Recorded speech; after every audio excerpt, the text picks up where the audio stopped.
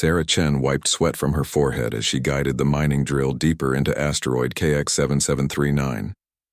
The Perseverance had been working this rock for 3 weeks, pulling out rare metals for Earth's growing space colonies.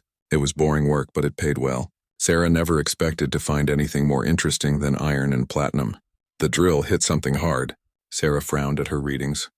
The metal detector was going crazy, showing patterns she had never seen before. She called over her partner, Jake Morrison. "Look at this," Sarah said, pointing at her screen. "The scanner says there's something big down there, something that doesn't match any metal we know."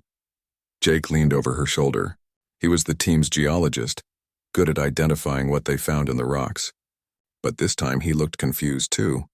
"That's weird," Jake said. "It's like the rock is hollow underneath. But that's impossible. This asteroid is solid." They decided to dig deeper. The drill broke through into an empty space. Sarah suited up and went down to investigate. Her helmet lights showed a cavern that shouldn't exist. In the center of the space sat something that made her heart race. It was a crystal, but not like any crystal she had ever seen. It was about the size of a person, with edges that seemed to bend in ways that hurt her eyes to look at. The surface shifted between colors that had no names. Sometimes it looked blue, sometimes gold, sometimes like looking into deep space itself. "Jake, you need to see this," Sarah whispered into her radio. When Jake joined her in the cavern, they both stared at the impossible object. It gave off a soft light that didn't seem to come from any source. The light pulsed slowly, like a heartbeat. "What do you think it is?" Jake asked. Sarah approached carefully.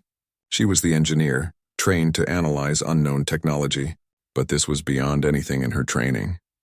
The crystal seemed to watch her as she moved closer. Without thinking, Sarah reached out and touched it. The world exploded into light and sound. Images flooded Sarah's mind. She saw star maps of their solar system, but wrong somehow. Earth was there, but it looked different. Mars was covered in water and green plants. Jupiter's moons glowed with cities. But the strangest part was the date the images showed.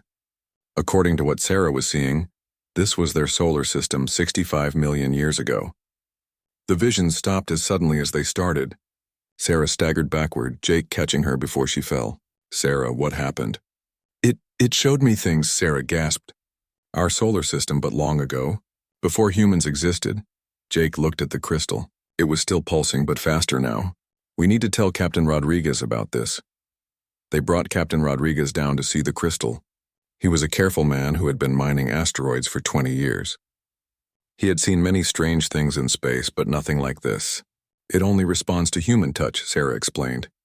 "When Jake tried to touch it after me, nothing happened. But every time I touch it, it shows me more images." Captain Rodriguez made the decision to bring the crystal aboard their ship. It took 6 hours and all their equipment to cut it free from the asteroid. The crystal never stopped pulsing, as if it was excited to be moving. 3 days later, everything changed. The long-range sensors detected ships approaching. Big ships, bigger than anything humans had built. The ships moved in formation, their hulls gleaming with technology that looked both beautiful and threatening. Captain Rodriguez opened communications. A voice answered, but it wasn't human. It sounded like music mixed with the wind. "Human vessel Perseverance, this is Fleet Commander Zexnal of the Galactic Consortium. You have discovered something that belongs to us. Prepare to transfer the artifact immediately. This is Captain Rodriguez. We found this artifact in our solar system. It belongs to humanity now." The alien's voice became colder. "You do not understand what you have found. Your species is too young, too primitive to handle such power. We have protected your kind for centuries. Do not make us regret our kindness." Sarah felt anger building in her chest. Primitive? Protected? She had never asked for protection from aliens she had never met. "What gives you the right to decide what we can handle?" Captain Rodriguez asked. "Experience," Zexnal replied. "We have seen what happens when young species find ancient technology. It always ends badly. Give us the artifact, and we will continue to watch over your development. Refuse, and we will take it by force." Captain Rodriguez looked at his crew. They were miners, not soldiers. Their ship had basic shields and no real weapons. The alien ships could destroy them easily, but Sarah saw something else in the captain's eyes. Pride, stubbornness, the same thing that had driven humans to explore space in the first place. "The artifact stays with us," Captain Rodriguez said firmly. The alien ships moved closer, surrounding the Perseverance. Sarah could see weapon ports opening on their hulls. "You have 1 hour to reconsider," Zexnal said. "We do not wish to harm you, but we will not allow you to keep something so dangerous." After the communication ended, the crew gathered in the main cabin. Everyone was scared, but no one suggested giving up the artifact. "They think we're children," Jake said angrily. "They think they can just take what we found." Sarah looked at the crystal which they had placed in the cargo bay. It was pulsing faster now, almost urgently. She touched it again and new images filled her mind. This time she saw other worlds, planets with different aliens living on them, but in every image the aliens looked sad, defeated. They lived in small cities using simple technology. None of them had the fire she saw in human eyes. They've done this before, Sarah realized. The consortium. They've kept other species weak and dependent on them. Captain Rodriguez nodded grimly. Well, they picked the wrong species this time. The hour passed. The alien ships powered up their weapons, but Captain Rodriguez had sent a message to Earth, telling them about the discovery and the alien demands. The response came from Admiral Thompson of Earth's Space Defense Force. All human ships in the area are ordered to support the Perseverance. We do not bow to alien threats. Sarah smiled as she saw human warships dropping out of hyperspace. They were smaller than the alien vessels with weaker weapons and armor. But they came anyway, ready to fight for the right to keep what they had found. The crystal pulsed brighter, as if it approved of human defiance. "This is just the beginning," Sarah whispered, her hand still on the artifact. In her mind, she could feel something vast awakening across the solar system, ancient machines that had waited millions of years for the right species to find them. The consortium had wanted to keep humanity as pets, but they were about to learn that humans were something else entirely, something that had been planned for long before the first alien had looked at Earth. The crystal showed her one more image, a fleet of ships unlike anything that had ever existed, crewed by humans, sailing between the stars like ancient explorers sailing the oceans. The Stormbreaker Armada was coming. Dr. Marcus Webb had studied alien technology for 15 years, but he had never seen anything like the crystal from asteroid KX7739. For 3 days, he and his team had been trying to understand how it worked. Every test they ran gave them more questions instead of answers. The crystal sat in the center of Earth's most advanced research lab, surrounded by every scanner and sensor humanity had built. It glowed softly, pulsing like a living heart, but it only responded to human touch, and only to certain humans. "It's reading our DNA," Dr. Webb explained to Admiral Thompson during their daily briefing. "But it's not just looking for human genetic markers. It's looking for something specific in our genes." Admiral Thompson looked tired. The consortium fleet had been sitting at the edge of the solar system for a week, waiting. More alien ships arrived every day, but they hadn't attacked yet. They seemed to be waiting for something. "What kind of something?" the Admiral asked. "I think it's looking for evolutionary markers," Dr. Webb said. "Traits that developed in our species over millions of years. Curiosity, stubbornness, protective instinct. The crystal seems to be testing whether we're ready for something." Sarah Chen, who had been transferred to Earth to help with the research, touched the crystal again. The visions came easier now, clearer each time. She saw the same star maps, but now she understood what they meant. "It's not just showing us the past," she said when the visions ended. "It's showing us what our solar system was supposed to become." That night, everything changed. Sarah was asleep in her quarters when alarms started blaring throughout the research facility. She ran to the lab and found Dr. Webb staring at his instruments in amazement. "The crystal is broadcasting," he said. "It started an hour ago. The signal is going out in all directions, but it's strongest toward Mars, Europa, and Titan." "What kind of signal?" "I don't know. It's using frequencies we've never seen before. But whatever it's saying, something is listening." The first response came from Mars. The planet's northern polar region lit up like a star. Satellites detected massive energy readings coming from beneath the ice. Then Europa began glowing, its frozen surface cracking as something enormous powered up underneath. Titan's thick atmosphere started swirling in patterns that spelled out mathematical equations. "My God," Admiral Thompson whispered as he watched the reports. "There are installations throughout the solar system. They've been here all along." The consortium fleet moved closer to Earth, but they seemed confused and frightened by what they were seeing. Fleet Commander Zexnal sent another message. "Humans, you must stop this immediately. You do not understand what you have awakened. These installations were sealed for good reason. "What are they?" Admiral Thompson demanded. "Weapons of the first gardeners," Zexnal replied. "A species that existed before our civilizations began. They built technology that could destroy entire star systems. We have spent thousands of years making sure it stayed buried." Dr. Webb looked at the crystal, which was pulsing brighter than ever. "That's not what it's showing us. The visions Sarah sees aren't about weapons, they're about protection." Sarah touched the crystal once more. This time the visions were different. She saw the first gardeners themselves, tall beings with 6 arms and faces like flowing water. They moved through vast cities built inside asteroids and hollow moons. But they looked sad, desperate.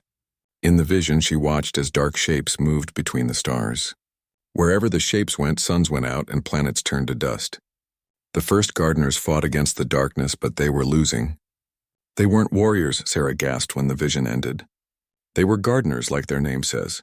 They planted life throughout the galaxy, but something was destroying everything they built." "What happened to them?" Dr. Webb asked. Sarah touched the crystal again. This time she saw the end. The first gardeners knew they were going to lose. So they did something desperate. They scattered their most advanced technology throughout the galaxy, hiding it in systems where new life might one day evolve.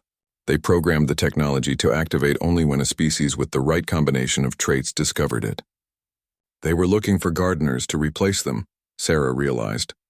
Species that would protect life instead of conquering it. They hid the technology and waited for someone worthy to find it. "And they chose humans?" Admiral Thompson asked. "No," Dr. Webb said, studying his readings. "They chose the psychological profile. Curiosity strong enough to explore dangerous places, stubbornness strong enough to fight impossible odds, and protective instinct strong enough to die for others. It just happens that humans evolved those traits." The installations throughout the solar system continued awakening. On Mars, ancient structures rose from beneath the polar ice. They looked like a combination of metal and living tissue, shifting and growing as they powered up. On Europa, city-sized machines broke through the ice shell and began floating in the dark ocean beneath. On Titan, atmospheric processors that had been dormant for millions of years started changing the moon's thick atmosphere into something humans could breathe. But the most amazing discovery came from Earth itself. Deep ocean scanners detected something massive moving beneath the Pacific Ocean. It had been there all along, hidden in the deepest trenches, but now it was rising. When it finally broke the surface, humanity saw their first Guardian station. It was beautiful and terrible at the same time. The station looked like a giant crystal flower, with petals made of materials that shifted between solid and liquid. It rose 3 miles above the ocean surface, humming with power that made the air itself glow. Sarah and Dr. Webb were taken to the station by helicopter. As they approached, the structure opened like a blooming flower, revealing chambers inside that seemed bigger than the station itself. When Sarah touched the central control surface, she didn't see visions this time. Instead, she felt knowledge flowing directly into her mind. The station was a library, containing millions of years of information about technology, science, and most importantly, the coming darkness. "The threat is returning," Sarah said, her eyes wide with new understanding. "The same force that destroyed the first gardeners. It moves through dark space between galaxies and it's heading here." "When?" Dr. Webb asked. "Soon, maybe decades, maybe centuries. The installations can detect it, but it's still far away." Admiral Thompson received the report with grim determination.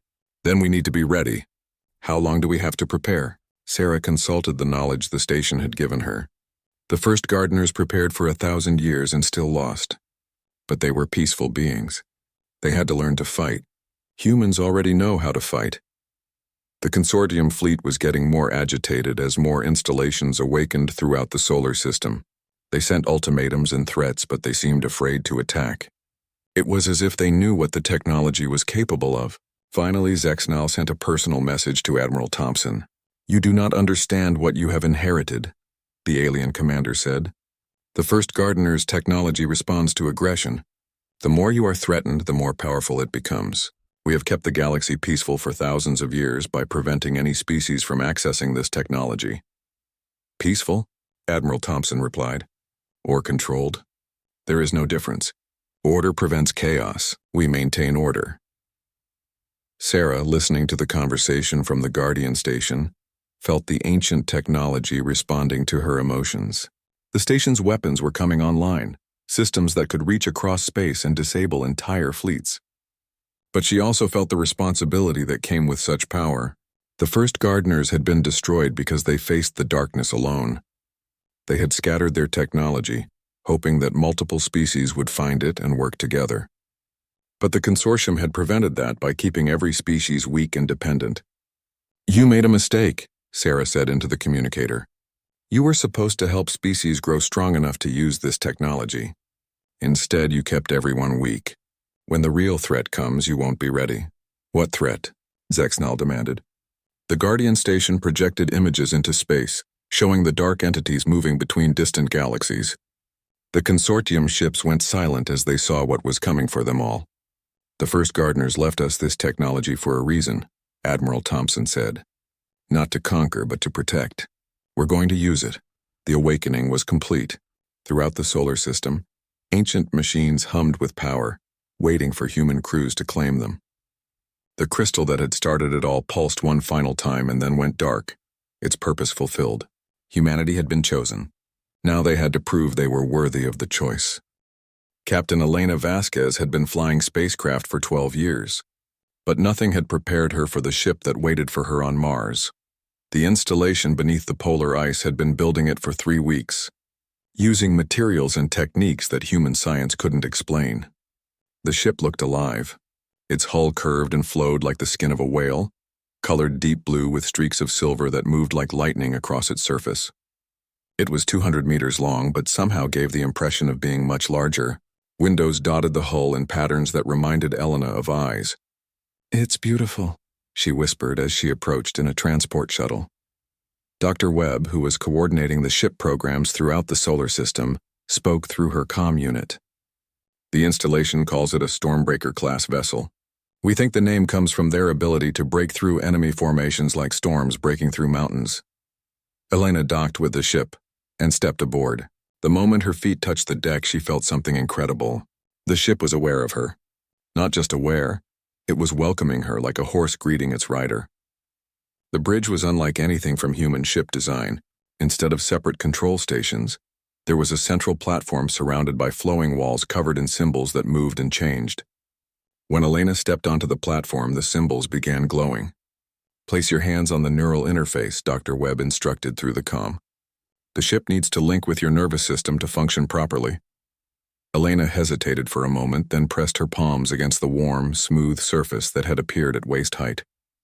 The world exploded into sensation. Suddenly, Elena could feel the entire ship as if it was part of her body. She could sense every system, every power flow, every structural beam. But more than that, she could feel space around the ship.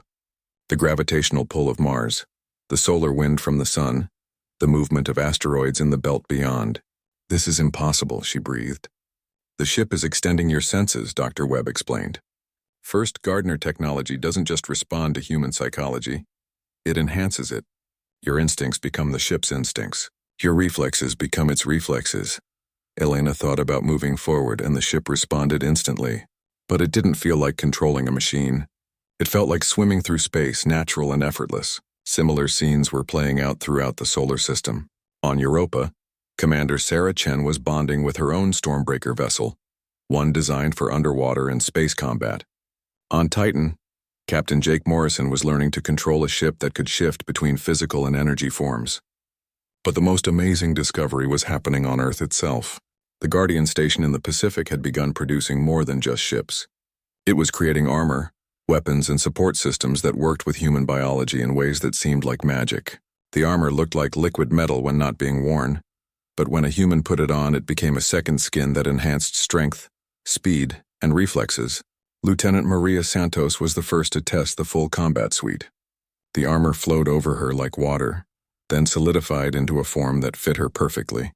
Her vision enhanced, showing her information about everything she looked at. Her strength increased to the point where she could lift a car with one hand. "How does it feel?" Dr. Webb asked. "Like I've been weak my whole life and just now learned what strength really means," Maria replied.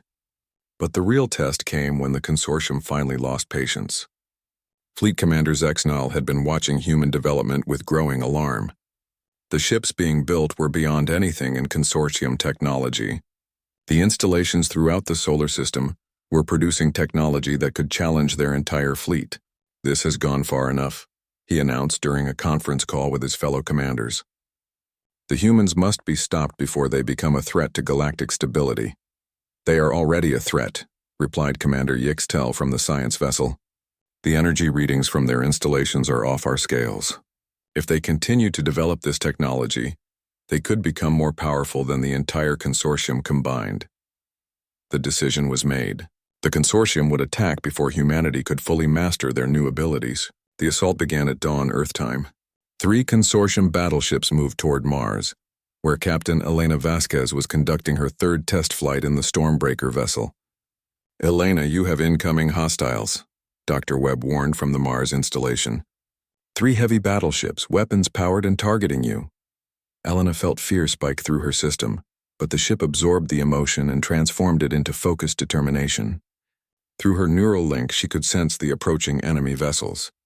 They were massive, heavily armed, and moving in a formation designed to trap her between them. But Elena could also sense something the enemy couldn't see. Space itself was full of currents and flows, gravitational eddies and electromagnetic streams that the ship could use like a surfer riding ocean waves. "Let's see what this thing can do," Elena muttered. She dove toward Mars' surface, the enemy ships following. Their weapons lit up space with energy beams and missile trails. But the Stormbreaker vessel moved like nothing the consortium had ever encountered.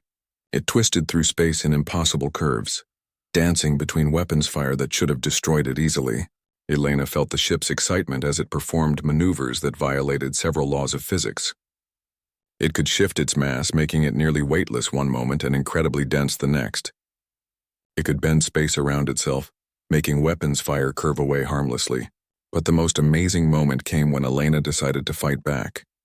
The ship had weapons, but not the kind that appeared on any human design. Instead of firing projectiles or energy beams, the Stormbreaker reached out with invisible hands and grabbed one of the consortium battleships. It twisted space around the enemy vessel like wringing out a cloth. The battleship's shields collapsed. Its weapons stopped firing. Its engines went dead. In less than 30 seconds, a vessel that outweighed the Stormbreaker by a factor of 50 was completely helpless. The other 2 consortium ships stopped their attack and began retreating. They had never seen technology that could disable their vessels without apparent damage. "Elena, report," Dr. Webb called. "What just happened?" "I'm not entirely sure," Elena replied, staring at the disabled battleship floating nearby. "The ship showed me how to reach out and turn off their technology, like flipping a switch." Similar battles were happening throughout the solar system as consortium forces tried to destroy human installations before they could finish their work. But every engagement ended the same way. Human vessels that should have been easily destroyed instead disabled their attackers with technology that made consortium weapons look primitive. On Europa, Commander Chen's underwater-capable Stormbreaker surrounded a consortium cruiser with a bubble of altered space, trapping it like an insect in amber.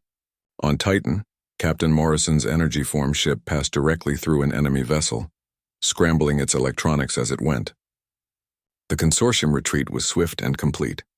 Within 6 hours of beginning their attack, every alien vessel had withdrawn to the edge of the solar system. Fleet Commander Zex Null sent one final message to Earth.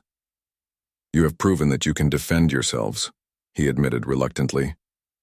"But defense and offense are different things. Do not let this power corrupt you as it corrupted others." Admiral Thompson replied from Earth's command center. "We're not interested in conquest. But we won't be anyone's pets anymore either." "The galaxy is vast and dangerous," Zexnal warned. "There are threats you do not yet understand. The first Gardner technology comes with responsibilities you may not be ready for." "Then teach us," Admiral Thompson said. "Work with us instead of trying to control us." That's what the first Gardners wanted. Cooperation between species, not domination by one. The communication ended without a response, but Elena could sense that something had changed in the consortium forces. They were still afraid, but now there was something else mixed with the fear. Respect maybe, or hope. As she guided her Stormbreaker vessel back to the Mars installation, Elena felt the ship sharing its knowledge with her. The technology was incredible, but Dr. Webb had been right about the responsibilities. The ships weren't just weapons, they were tools for protecting life throughout the galaxy. But protection from what? That night, as Elena slept in her quarters on Mars, she dreamed of darkness between the stars.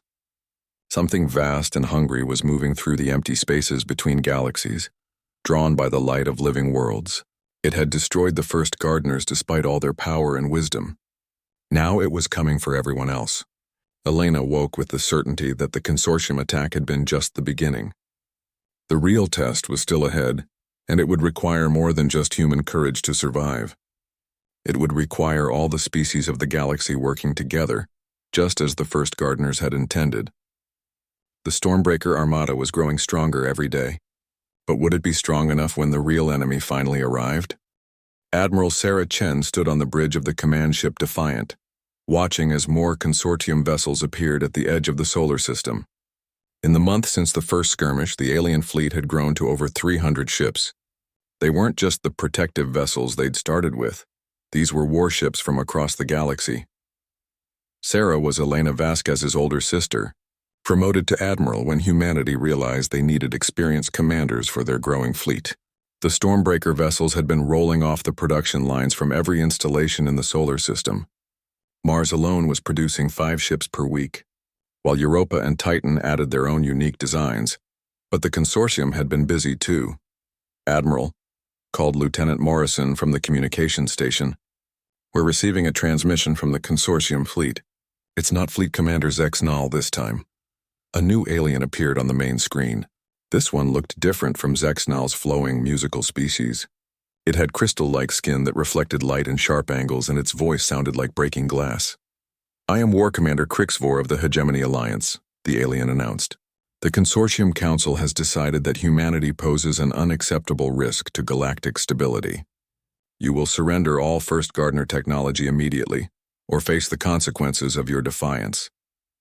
Admiral Chen felt her temper rising, but she kept her voice calm. "This is Admiral Chen of the Earth Defense Force.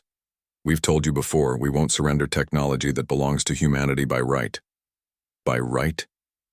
Crixvor's crystalline features shifted in what might have been anger.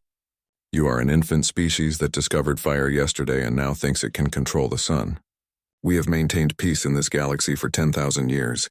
We will not allow primitives to threaten that peace. Primitives who defeated your first attack without even trying," Admiral Chen pointed out. "That was a limited engagement with outdated vessels," Crixvor replied. "This time, we bring the full might of 12 star-spanning civilizations. Your tricks will not work against proper military doctrine." The communication ended, but not before Sarah saw something disturbing in the alien commander's eyes. Desperation. The consortium wasn't just afraid of human technology. They were terrified of losing control. Over the galaxy they'd dominated for millennia. "All ships, prepare for battle," Admiral Chen ordered. "It looks like we're going to have to teach them the hard way." The human fleet had grown to 57 Stormbreaker vessels of various designs, plus supporting ships built using hybrid human First Gardener technology. It was a respectable force, but tiny compared to the Armada approaching them. The battle began 12 hours later, as the consortium fleet moved into the solar system in a formation that should have been overwhelming. 300 warships in perfect coordination, their weapons capable of destroying planets. But the consortium commanders had made a critical error. They were thinking like conquerors, focused on overwhelming force and rigid tactics.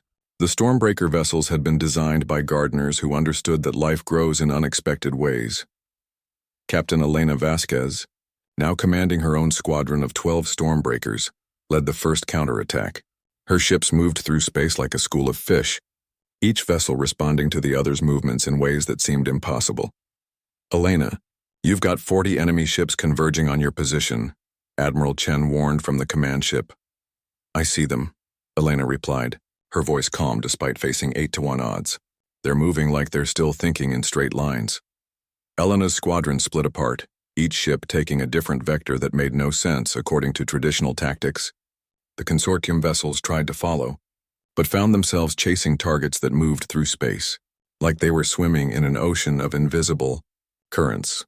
The Stormbreaker vessels didn't just dodge the enemy weapons, they used the attacks against their attackers. Energy beams were caught and redirected back at their sources. Missile volleys were trapped in gravitational bubbles and sent back at double speed. But the most devastating moment came when Elena's ship demonstrated something.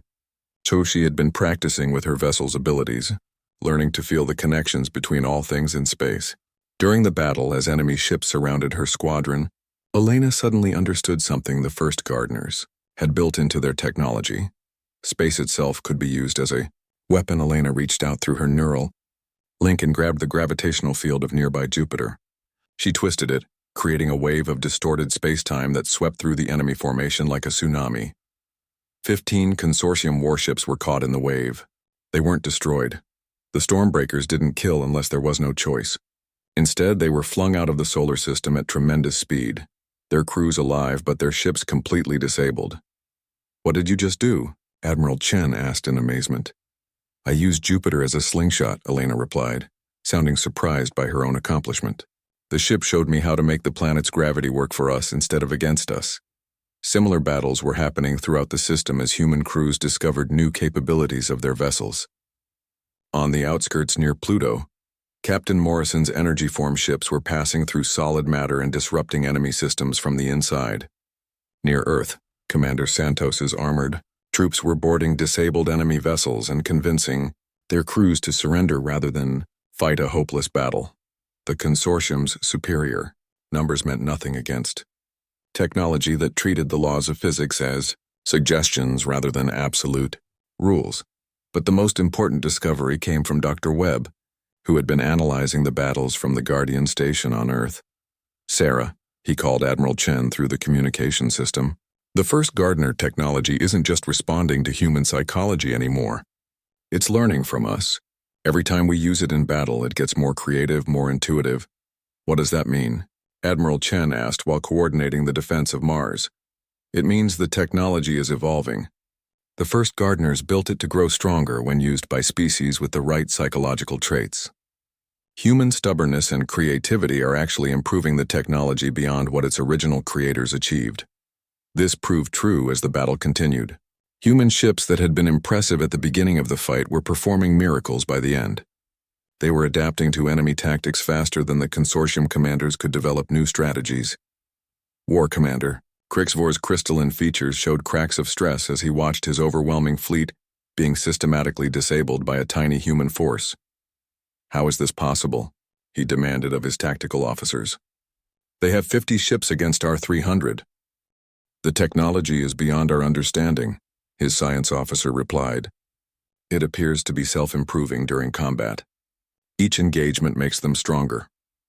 The turning point came when Admiral Chen received an unexpected message. It wasn't from the consortium fleet. It came from deep space, far beyond the solar system. The communication was from the original crystal that Sarah had found on asteroid KX7739. It had been quiet since the awakening began, but now it was broadcasting again. This time it wasn't showing visions of the past. It was showing the present and the future. Through the crystal's message, Sarah saw the truth about the consortium. They weren't evil, just afraid. For thousands of years they had known about the dark entities that moved between galaxies, the same force that had destroyed the first gardeners. The consortium had tried to prepare for that threat by keeping all younger species weak and controllable, believing that unity through domination was the only way to survive. But the crystal showed Sarah something else. The dark entities were attracted to stagnation, to civilizations that had stopped growing and changing.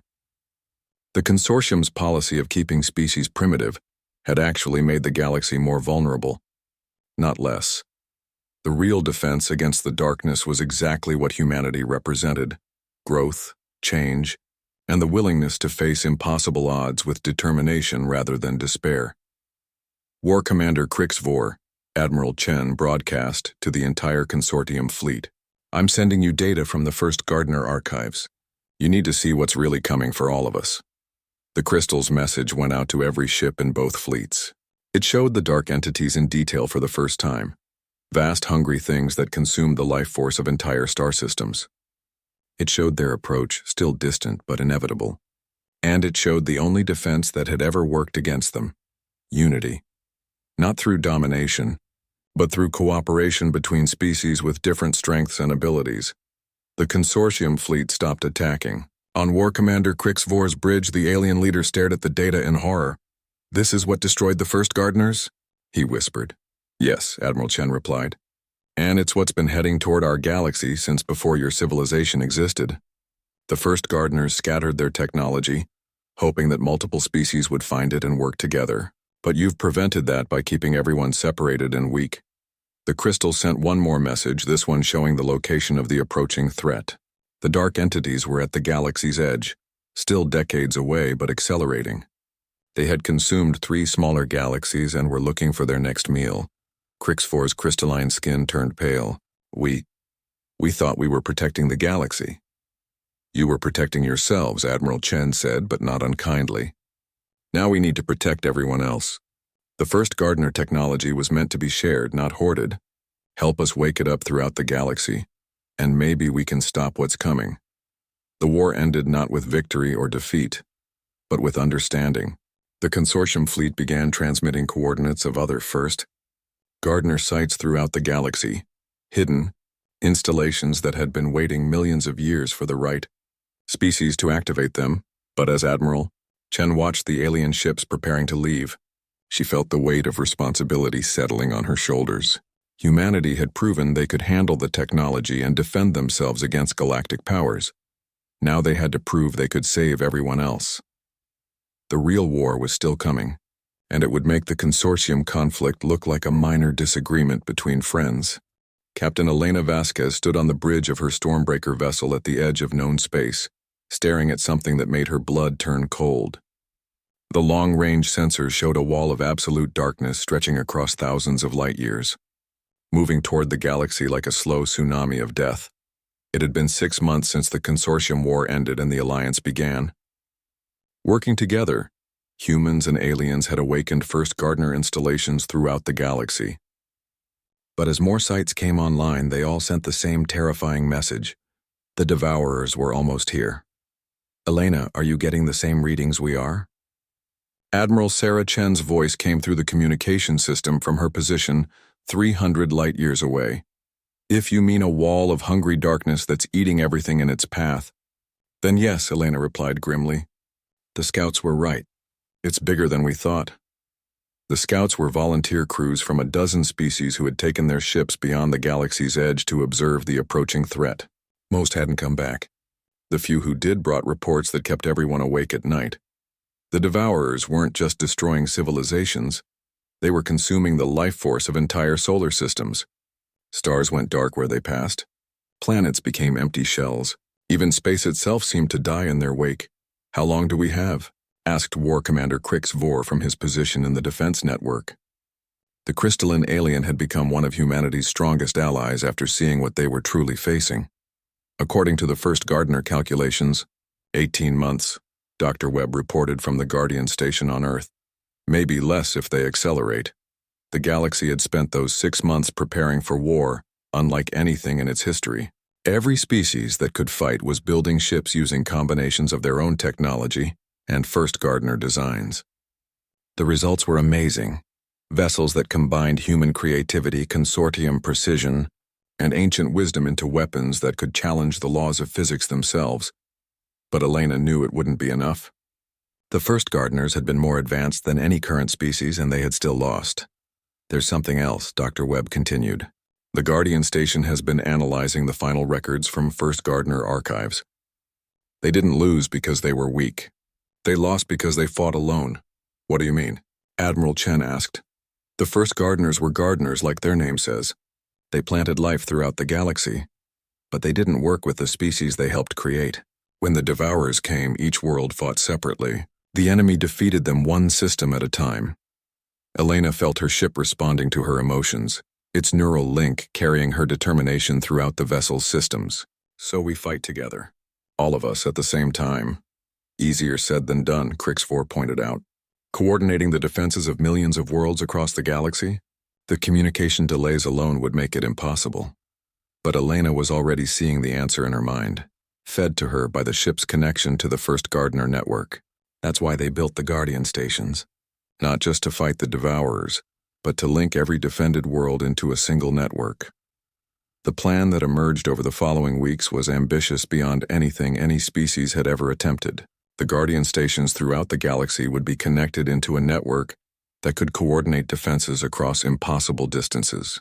When the Devourers arrived, they would face not scattered resistance but a unified response from every living world in the galaxy. Elena was chosen to lead the first Guardian station at the galaxy's rim, where the initial contact with the Devourers would occur. Her ship and 12 others had been modified with First Gardener technology that would let them interface directly with the ancient defense network. "Are you sure about this?" Admiral Chen asked during their final briefing. "The neural strain of controlling a Guardian station while flying a Stormbreaker could kill you." "The ship will help me handle it," Elena replied, her hand resting on the neural interface. Through the connection, she could feel the vessel's confidence in her abilities. Besides, someone has to be first through the door. The journey to the galaxy's edge took 2 weeks, even with First Gardener faster-than-light technology. Elena's squadron arrived at Guardian Station Omega-1, just as the long-range sensors detected the first Devourer scouts. The station was magnificent and terrifying.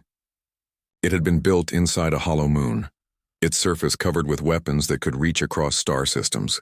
When Elena's ship docked with the control center, she felt the station's vast consciousness welcoming her.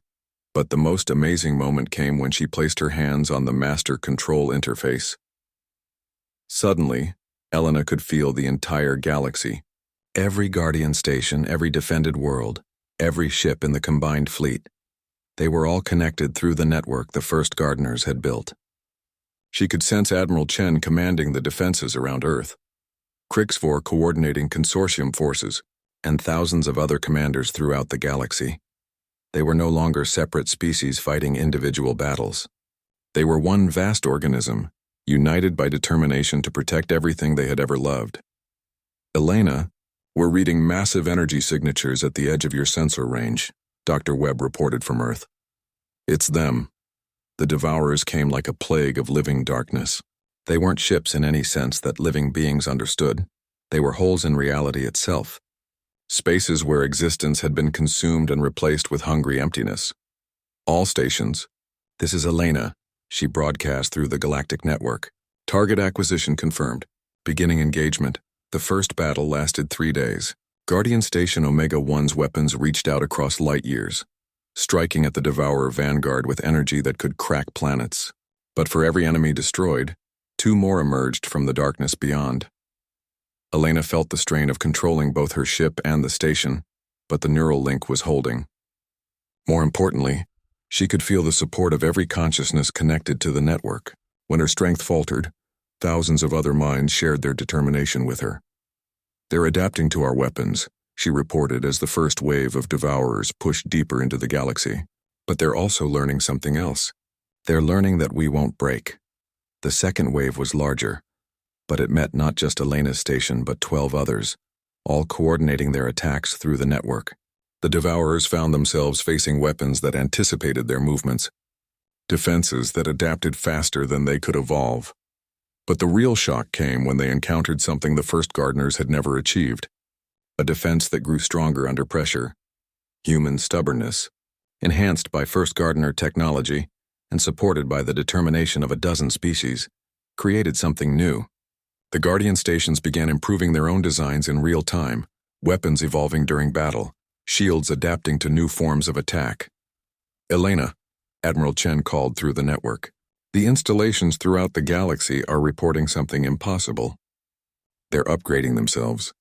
The technology is becoming more powerful than the First Gardeners ever made it." Elena felt it too, through her connection to the network. Every time the Devourers adapted to human tactics, the humans adapted back faster. Every time they evolved new forms of attack, the defenders evolved better defenses. But the most important change was psychological. The galaxy species, linked through the Guardian network, were learning from each other. Human creativity combined with consortium precision and the wisdom of older races created innovations that none of them could have achieved alone. The third wave of Devourers met a galaxy that was no longer the same, one they had started to invade. The network had grown beyond its original programming, becoming something the First Gardeners had dreamed of but never achieved. True cooperation between species with different strengths. Elena, we're detecting something new, Dr. Webb reported, excitement clear in his voice. The Devourers aren't just being stopped. They're retreating. It was true. The wall of darkness that had seemed so unstoppable was pulling back, moving away from the galaxy's edge. Through the network, Elena could sense the aliens' confusion.